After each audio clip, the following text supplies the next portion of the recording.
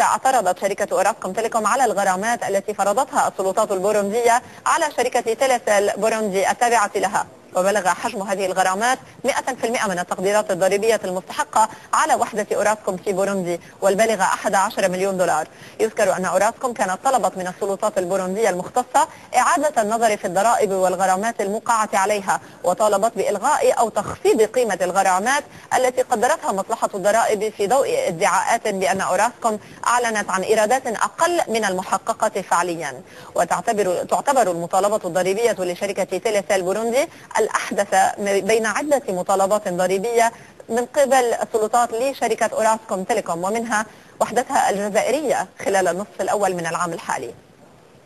أسهم أوراسكوم كان عليها ضغط اليوم متراجعة ب 1.7% إلى 5 جنيه و33 قرشا، مع الإشارة إلى أن مؤشرات EGX 30 و 70 فيها ارتفاعات قوية، لا سيما ال 70 اليوم أكثر من 1% من الارتفاع.